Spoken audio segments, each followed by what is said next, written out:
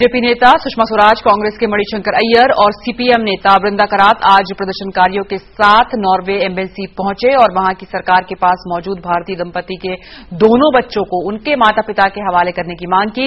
प्रदर्शनकारियों में उस दंपति के रिश्तेदार भी शामिल थे। इस मौके पर बीजेपी नेता ने मामले को संसद के बजट सत्र में उठाने की भी बात कही है और भारत सरकार पर भी इस मामले को ठीक से नहीं उठाने का आरोप भी लगाया है।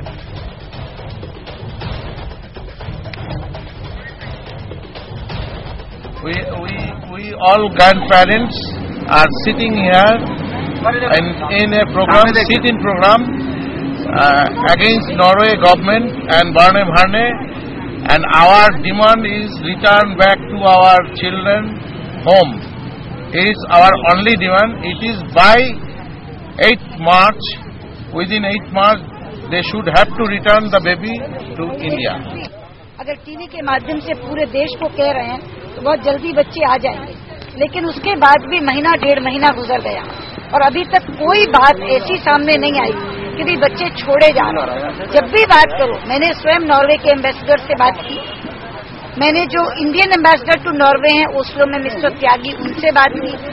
उन्होंने भी कहा कि हाँ जल्दी से जल्दी छूट जाएंगे, इन्होंने भी बोला, लेकिन फिर कहते हैं हमारे लॉज ऐसे हैं। भाई कौन से लॉज आपके ऐसे हैं? हमारे यहाँ तो ऐसे लॉ को किडनैपिंग का लॉ कहते हैं कि आप किसी के बच्चे उठाकर ले जाएं, फिर तो किडनैपिंग का लॉ है।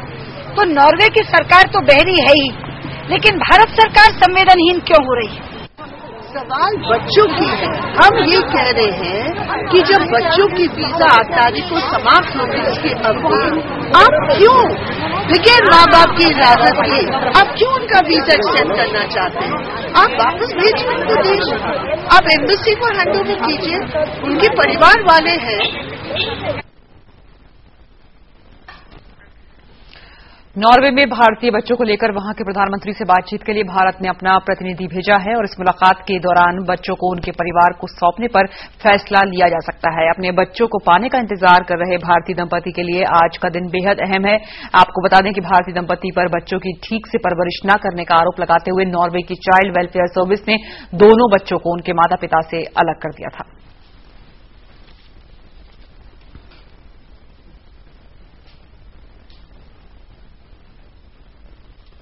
सरकार और कूटनीतिक जो प्रयास रहा है वो यहाँ तक कामयाब नहीं रहा है कि अब जो सार्वजनिक एक दबाव आएगा नॉर्वे सरकार पर और कि हमारे संसद की तरफ से भी ये हो सकता है, तब इसका फल स्वरूप और बेहतर हमें मिलेगा।